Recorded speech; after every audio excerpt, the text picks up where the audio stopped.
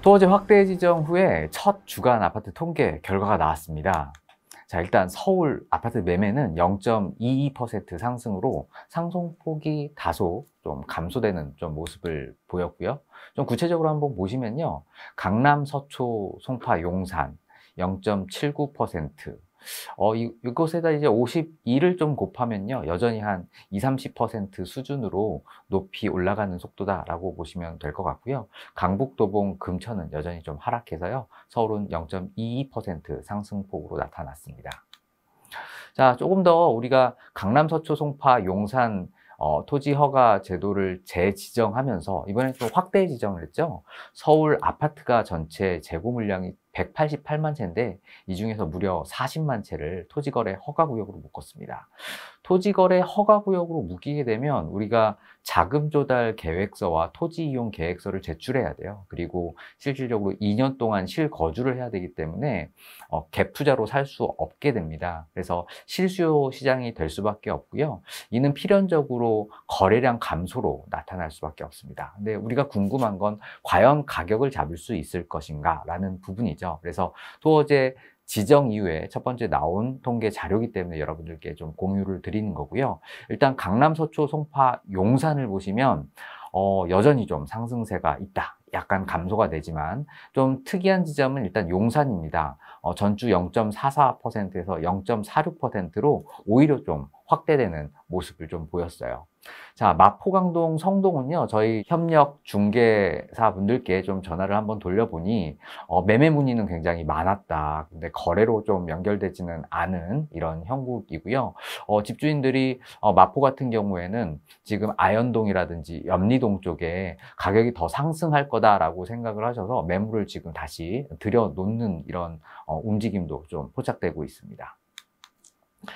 시도별 아파트 매매 가격 지수를 보시면요. 서울은 상승하고 있지만 여전히 세종, 대구, 부산 5대 광역시를 중심으로 굉장히 좀 하락하는 모습을 보이고 있고요. 그래서 이번 주 전국 주택 가격 지수는 0.01%로 현재 보합 상태다라고 보시면 되겠습니다. 자, 그래서 수도권은 0.06%, 서울은 올라가고 있지만 경기나 인천은 여전히 보합 상태이기 때문에 이 정도 상승이고요. 전국 단위, 그리고 5대 광역시 그래프를 보시다 보면 굉장히 그 밑에서 이렇게 계속 여전히 하락하고 있다. 이걸 여러분들이 확인할 수가 있을 것 같습니다. 그래서 아직까지는 여전히 조금 온기가 서울 지역, 일부 지역에서만 지금 나타나고 있다. 경기권에서 우리가 조금 눈여겨볼 만한 지역은요, 과천, 그리고 분당 지역입니다. 거의 뭐 중강남이라고 불리는 지역에서는 여전히 상승의 폭이 좀 높고요. 경기도 중에서 특히 평택이죠. 저희가 이 평택을 좀 다룬 영상도 있는데, 이쪽에 이제 굉장히 물량이 많습니다. 고덕 신도시라든지 지지역 인근에 물량들이 좀 많고, 삼성전자의 최근에 어떤 증설이 조금, 연기가 되면서, 이쪽 시장이 굉장히 조금 하락하는 상황이에요. 그래서 여전히 조금 하락을 좀 지속하고 있는 상황이다. 이렇게 보시면 되겠습니다. 자, 그래서 지역 간 양극화는 현재 계속 지속되고 있는데 지역 내에서 이제 동조화가 진행되고 있는 움직임들이 포착되고 있고요. 조금 더 시계열을 좀 길게 한번 보겠습니다. 자, 작년 4월부터 지금 3월까지예요. 자, 월간 주택시장 통계가 나왔는데요. 전국은 여전히 하락하고 있는 모습을 좀 보이고 있습니다. 자, 서울 한번 보시면 굉장히 좀 빨간색으로 여전히 상승하는 모습을 보이고 있죠. 그래서 전체적인 흐름을 놓고 본다면 지금 전국적인 어떤 부동산 시장은 하락을 의미하고 있지만 서울, 그 중에서도 지금 정부가 토지거래 허가구역으로 묶은 강남 3구와 용산, 그리고 마강성, 그리고 양천, 서대문구, 동작구, 광진구 쪽에서 이런 상승의 흐름이 좀 포착되고 있다. 이 정도로 시장을 이해하시면 되겠습니다. 자, 그래서 강남, 뭐 서초, 송파 굉장히 뭐 1.89, 1.81 월간 통계가 이 정도면 12를 곱하면 20, 30% 지금 상승하고 있다라고 보여지고요. 강남 11개구 자체는 거의 뭐 많이 빨간색 정도로 좀 보이고 있죠. 금천구만 지금 현재 하락하고 있는 상황이고요. 강북 14개구도 마찬가지입니다. 그래서 성동구, 그리고 용산구 상승의 흐름이 있고요. 은평구가 지금 조금 많이 떨어지고 있는데요. 이쪽에 물량이 지금 현재 미분양 물량이 해소되지 않는 지역이 좀 몇 군데가 있기 때문에 가격 조사에서는 굉장히 하락하는 이런 모습으로 나타나고 있다. 그리고 노도강 쪽 아직 조금 흐름이 좀 좋지 않다. 이 정도로 현재 시장을 이해하시면 되겠습니다. 자, 이번엔 전세 시장 한번 알아볼게요. 전국 아파트 전세는 0.01%로 상승하고 있고요.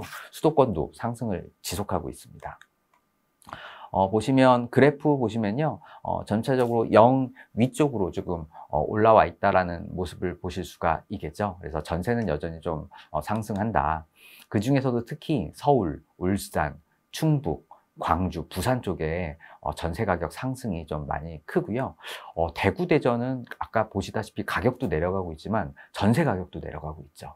이쪽 광역시 같은 경우에는 여전히 물량이 굉장히 많다라는 겁니다. 그래서 부동산 시장이 하락하는, 그리고 안정화되기 위해서는 필수적으로 공급 물량이 따라와 줘야 되거든요. 근데 이제 우리가 서울 시장에 지금 올라가고 있는 이유는 전체 우리 도시, 그러니까 수도권이 이제 우리가 2천만이 넘어가는 도시가 되는데, 수도권의 GRDP라고 해가지고요. 그 수도권이 일으키는 경제 성장에 대한 기여율을 보시면 10년 전에 51%에서 지금 현재는 70%로 경제 성장을 담당하는 도시다라고 보시면 되겠습니다. 그래서 경제가 성장하는 지역으로 아무래도 자금이, 그리고 인구 이동이 되다 보니까 이쪽 지역의 부동산 가격도 좋은 흐름을 보이고 있다 정도로 시장을 이해하시는 게 좀 좋을 것 같습니다. 자, 이번에 한번 심리 지수를 한번 볼게요. 파는 사람이 많냐? 그리고 사는 사람이 많냐? 매수자, 매도자의 동향 지수인데요. 서울은 59로 이제 소폭 하락한 모습을 보실 수가 있습니다.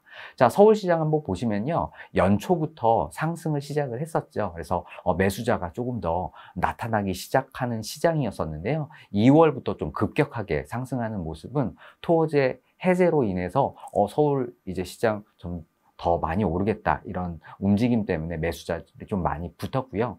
이번에 토지 허가 구역을 재지정을 하면서 잠깐 시장은 움츠려지는 모습을 여러분들도 요 심리 지수에서 확인하실 수가 있습니다. 그래서 좀 시장을 좀 빠르게 보시고 싶으시다라고 하시면 이런 매수 우위 지수를 저희가 꾸준하게 발표를 하니까 이 부분도 한번 가격과 전세뿐만 아니고 살펴보시면 되겠습니다.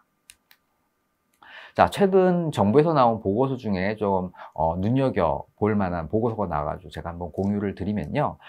고위험 가구 비중 변화를 나타낸 그래프입니다. 자, 2022년부터 지금 2024년까지의 흐름을 보시면요. 일단 고위험 가구라는 건 내가 가지고 있는 자산, 그리고 부채를 비교를 해봤을 때 자산을 팔아도 부채를 다 갚을 수 없는, 그리고 내 소득으로 이 부채를 해결할 수 없는 이런 사람들의 비중을 의미합니다. 전체 가구 수는요, 2024년도에 3.2%로 조금 줄어들었고요.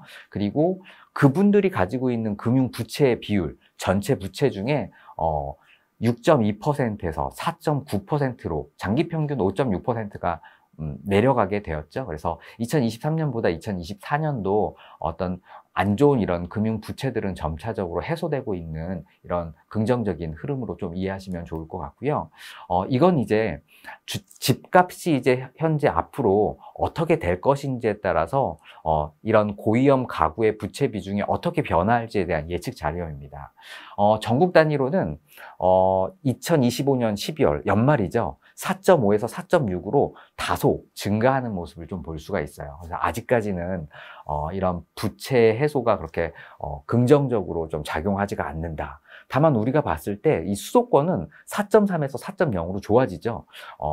고위험 가구의 부채 비중이 오히려 줄어든다는 겁니다. 이 부분은 이제 집값이 상승할 것이라고 예측이 되기 때문에 이런 고위험 가구의 부채 비중도 줄어드는 거고요. 안타까운 부분은 이 지방이 이런 고위험 가구의 부채 비중이 늘어난다라고 예측되어 있기 때문에 향후 정부는 아마 수도권보다는 지방 쪽의 경기 활력화를 위해서 좀 정책을 펼치지 않을까, 이렇게 예상을 합니다. 자, 어떻게 오늘 정보 좀 도움이 되셨는지 모르겠는데요. 여러분들도 이 자료를 보실 수가 있고요. 저희 댓글에다가 링크를 달아 드릴 테니까요. 무료로 이 정보를 받아가 주시면 감사하겠습니다. 자, 그럼 다음 시간에도 더 좋은 영상으로 실시간 진단 코너를 만들도록 하겠습니다. 감사합니다.